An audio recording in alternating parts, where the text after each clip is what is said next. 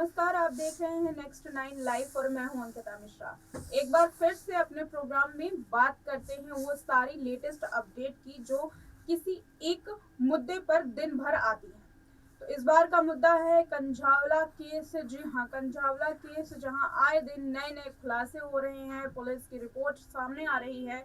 तो वहीं एक लेटेस्ट अपडेट बताते हुए चले कि कंझावला केस में जो पीड़िता है उनके घर में चोरी हुई है। जी हाँ, उनके घर में चोरी हुई है। हालांकि क्या सामान चुराया गया है इस बात की अभी पूरी तरीके से पुष्टि नहीं की गई है, मगर यहाँ साफ तौर पर ये खबर आई है कि पीड़िता की जो परिवार था उस समय उस घर में मौजूद नहीं था और ताला टूटा हुआ मिला है। जब पड़ोसियों की इस बात की भनक पड़ी कि दरवाजे खुले हैं और लाइटें जो हैं वो बंद है, तो उन्होंने उनके परिजनों को जो पीड़िता है उनके परिजनों को इस बात की सूचना दी और वो तुरंत घर पर आए। इस बात में यहाँ पर एक बात ये समझने वाली है कि उस वक्त जब ये पूरी घटना हुई, जो पीड़िता की माँ है वो अपनी अपनी ही माँ यानी कि पीड़िता की नानी के घर मौजूद थी, इसलिए ये पूरी घटना हुई। फिलहाल यहाँ पर जो पूरा आरोप है वो परिवार की ओर से पीड़िता की सहेली पर लगाया जा रहा है।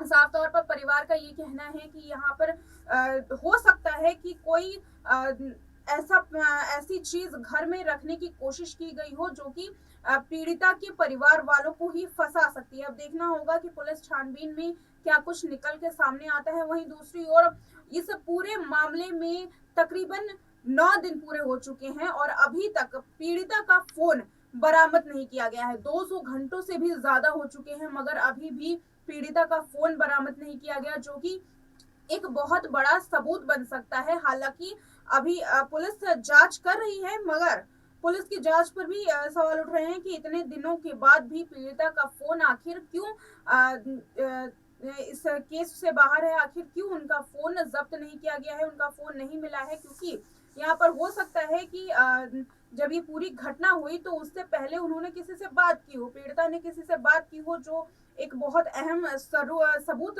हो सकता है इस केस में।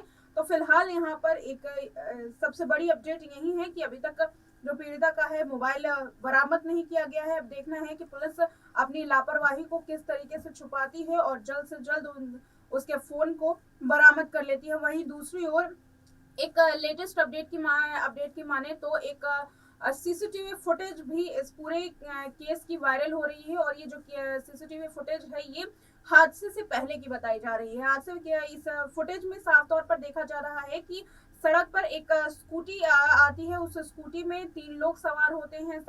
जो स्कूटी है वो लड़का चला रहा होता है और पीछे 2 लड़कियां बैठी होती है। ये दोनों लड़कियां वही हैं जिसमें से एक पीड़िता है और दूसरी पीड़िता की सहेली। जब स्कूटी रुकती है ये दोनों ही गली के बाहर उस लड़के से बात करते हुए घर के अंदर चले जाते हैं। फिर तकरीबन 3 बजे पीड़िता और पीड़िता की सहेली दोबारा से गली से बाहर निकलती है और जो वहां स्कूटी मौजूद होती है दूसरी, उस स्कूटी पर बैठ करके वो पार्टी के लिए निकल जाती हैं। यहाँ पर जो दावा है जो पीड़िता की सहेली ने किया था कि शाम से ही वो उन दोनों में स्कूटी चलाने को लेकर के बहस हो रही थी और स्कूटी चलाने को लेकर के ही झगड़ा होता है। ये दावा यहाँ पर पूरी तरीके से झूठा साबित होता है, क्योंकि साफ तौर पर यहाँ जो सीसीटीवी फुटेज वायरल हुई है उसमें देखा जा रहा है कि स्कूटी शाम से ही अंजलि चला रही थी और इन दोनों के बीच में उस वक्त तक कोई भी टकरार, कोई भी झगड़ा होता हुआ नजर नहीं आ रहा है। तो एक बार ये इस बयान को लेकर के एक बार फिर से जो सहेली है वो कटघरे में खड़ी हो गई है। वहीं दूसरी ओर काफी दिनों से ये चर्चा थी और साथ ही पुलिस पर सवाल भी उठाए जा रहे थे कि आखिर आखिर पीड़िता की सहेली पर कार्रवाई क्यों नहीं की जा रही है, क्योंकि पीड़िता की सहेली पहले भी ड्रग्स तस्करी में गिरफ्तार हो चुकी है। तो आखिर पीड़िता की सहेली पर कार्रवाई क्यों नहीं की जा रही, क्योंकि वो काफी कुछ छिपा रही है इस केस में। तो इस पर भी पुलिस ने अपना बयान जारी किया है और साफ तौर पर ये कहा है कि दोनों ही केस में ये दोनों ही मामले बहुत ही अलग है। दोनों ही केस में हम सहेली पर कोई भी कार्रवाई नहीं कर सकते और यहाँ पर ये देखना होगा कि ये पीड़िता की सहेली एक लौती गवाह है, एक लौती चश्मदीद गवाह है, जो कि पुलिस इस पर कोई भी खतरा आने नहीं दे सकती है, क्योंकि एक यही शख्स है जो पीड़िता को न्याय दिलवा सकती है। इसकी गवाही ही पीड़िता को न्याय दिलवा सकती है। इसी वजह से पुलिस भी इस पूरे केस में पीड़िता की सहेली को कटघरे में खड़ा करने से बच रही है।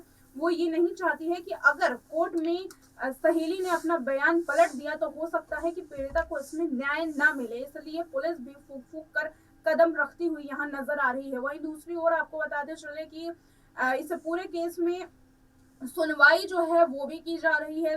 जो 6 आरोपी हैं उनकी सुनवाई भी की जा रही है, उनकी पुलिस रिमांड खत्म हो गई तो वहीं इनको कोर्ट में भी पेश किया गया है। फिलहाल ये जो पूरा कोर्ट ने क्या फैसला सुनाया है, ये पूरा फैसला अभी सुरक्षित रख लिया गया है। इस पर क्या फैसला आता है कोर्ट की तरफ से, ये देखने वाली बात होगी। तो वहीं दूसरी ओर अब जो सहेली है, सहेली पर लगातार जहां लोग शक कर रहे थे और दूसरी ओर सहेली के घर में भी जाकर के हमने देखा कि वहां पर जो पीड़िता के पड़ोसी हैं वो भी नारे लगाते हुए नजर आ रहे थे, सहेली को गिरफ्तार करने की मांग कर रहे थे। तो वहीं अब पुलिस के बयान से यहाँ पर जो सहेली है वो कहीं ना कहीं बचती हुई नजर आ रही है। पूरे केस में अब जो आरोप लगाए जा रहे थे, उसकी नीयत को लेकर के आरोप लगाए जा रहे थे, वो अब ठंडे बस्ते में जाते हुए नजर आ रहे हैं। फिलहाल ये बिल्कुल भी कहा नहीं जा सकता, इस बात की बिल्कुल भी पुष्टि नहीं की जा सकती कि उस रात क्या कुछ हुआ। उस सहेली ने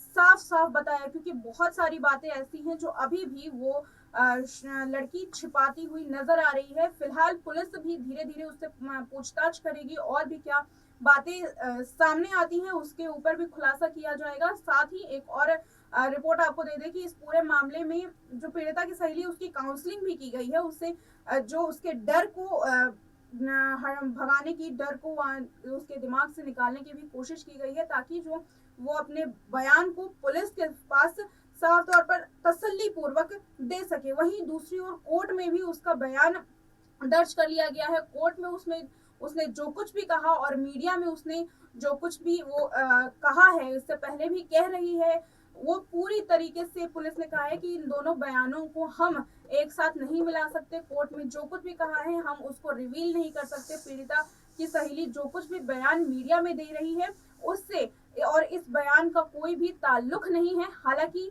वो क्या बयान दे रही है उस पर भी अभी पुलिस ने पर्दा रखा है। इस बात को बताने से बच रही है कि आखिर कोर्ट में पीड़िता की सहेली ने क्या क्या बयान दिए हैं, क्या क्या तथ्यों की पुष्टि की है।